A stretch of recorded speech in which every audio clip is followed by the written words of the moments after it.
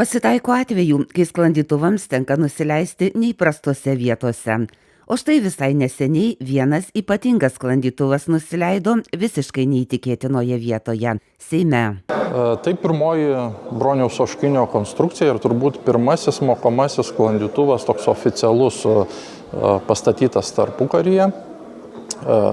Technikas vienas, kiti vadina jį Bro vienas konstruktoriaus garbiai, nes tai buvo didelis jo indėlis į šią konstrukciją. Trumpai istorija buvo tokia, kad aeroklubas parūpino vokiško sklandytuvo brėžinius, o Oškinis jau tuo metu, būdamas aukštesniosios technikos mokyklos moksleivis, vartydamas brėžinius, sugalvojo, kaip jį modifikuoti. Ir tų pakeitimų buvo tiek daug, kad jisai į Zioglingą jau buvo nepanašus, todėl kad visi tada jau sutarė, kad tai bus technikas vienas, lietuviška konstrukcija. Tiesa, tai nebuvo pirmasis lietuvių bandymas statyti sklandytuvus. Tai nėra pirmas lietuviškas sklandytuvas, iš tikrųjų tai yra antras. Pirmas lietuviškas sklandytuvas buvo sukurtas 1911 metais. Bet nei to sklandytuvo prašymo, nei jo nuotraukų nėra išlikę, net ir nelabai aišku, kaip jisai atrodė.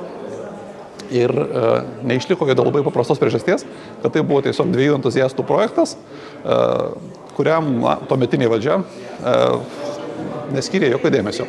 Ir tik tai šitam sklandytuvui jau T1 pasisekė labiau, jis atsirado tuo metu, kai Lietuva buvo jau atgavus nepriklausomybę. Sužinojome ir dar vieną įdomų istorinį faktą. Visi žinom tokią patarlę, ne karvė kainuoja. Tai 20 amžiaus 30-mečio pabaigoje skraidymas kainavo karvę. Čia tiesiog neseniai išskaičiavom, kad pasirodo karvė 31 metais kainavo 150 litų. Benzinas valandai skrydžio lėktuvui kainavo 70 litų. O lėktuvas neskraido vien tik tai su benzinu, jam reikia kai ko daugiau. Tai atsiradus sklandymui ir lietuviškiam sklandytuvam, skraidymas atpigo nuo karvės už valandą iki vištos už dieną. Nes Nidos sklandymo mokykla iš savo studentų ėmė 2,5 litų mokestį už dieną. Tai tiek maždaug to laiku kainavo ir višta. Tai maždaug galite įsivaizduoti, kaip atpigo sklandymas. Būtent T1, kurių buvo pagaminta 14 ir paskui vėliau jo pagrindų sukurtų kitų lėktuvų dėka. Rezultatai pasimatė iš karto. Per nepilnus 10 metų buvo paruošta daugiau negu 600 sklandytojų, atsirado 14 savarankiškų konstruktorių, daugybė inžinierių, technikų, kurie, nepaisant karų, okupacijų, toliau tęsė ir sukūrė dabartinę Lietuvos aviacijos sportą, dabartinę Lietuvos aviacijos inžineriją. Ir tai kas telpa į sąvoką Lietuva aviacinė valstybė. Mintis surengti aviacijos istoriją atskleidžiančią parodą Seime kilo ten, kur prieš keletą metų pirmą kartą pakilo šis sklandytuvas. Nidoj per aviacijos šventes, per ekspozicinės parodas, ką mes organizavom per Nidos sklandymo mokyklą, buvo pakankamai daug susižavėjusių ir ta mintis ir kilo. Buvo pasiūlyta mums būtent eksponuoti Seime. Tik užtruko šiek tiek laiko būtent suformuota idėja, ką mes norim parodyti. Ar tiesiog sklandytuvą, ar atnešti kažkokią žinutę su ją ateit, tai aš manau, kad mes ją turim. O ta žinia tokia. Mes norėtume gal paryškinti svarbą aviacijos valstybei. Jeigu mes paimtume kelias epochas, tai tarpukario laikotarpį, okupacijos laikotarpį ir nepriklausomybės, mes akivaizdžiai matom, kad, sakykime, tarpukaryje aviacija buvo valstybės prioritetinė veikla, jinai buvo remiama per Lietuvos aeroklubą, tai buvo prestižas žmonėm ir pasididžiavimas. Okupacijos metu taip, buvo priespaudos, buvo vežimai, buvo žudimai, bet tie, kas grįžo, atsigavo, jie vis tiek toliau darė tai, ką jie mokėjo, dangus šaukė, kūrėsi aeroklubai, kūrėsi būreliai, modelizmai, parašiutizmai, akrobatinis sportas. Tai buvo viena stipriausių, manau, mūsų elitinių pilotų asų pasaulio lygmenį.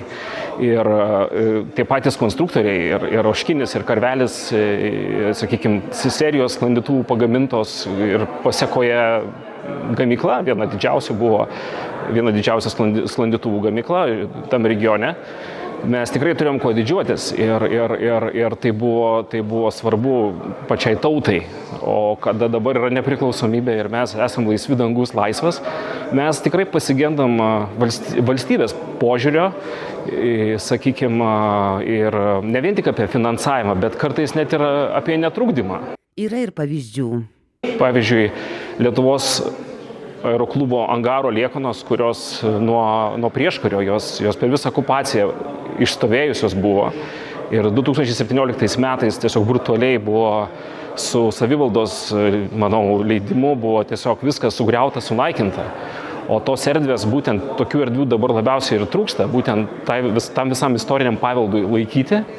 Galėtų tikrai privatus sektorius, tie, kurie, sakykime, pastato tos sklandytuvus, mes su mielu noru galėtume juos skirti būtent tom erdvėm, kad būtų po vienu stogu skraidantis mūsų muziejus, tai būtų mūsų visų pasididžiavimas.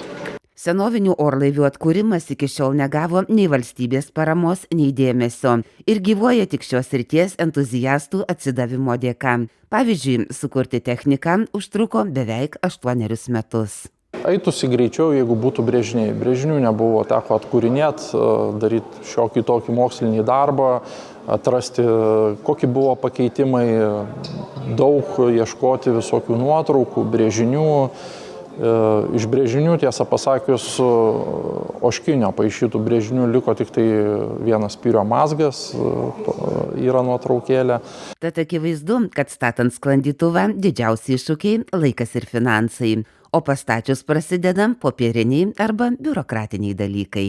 Kad jį užregistruoti, gauti tinkamumą, jam ta pati procedūra kaip ir kitam savadarbiam lėktuvui, kuris skrenda toli, greitai.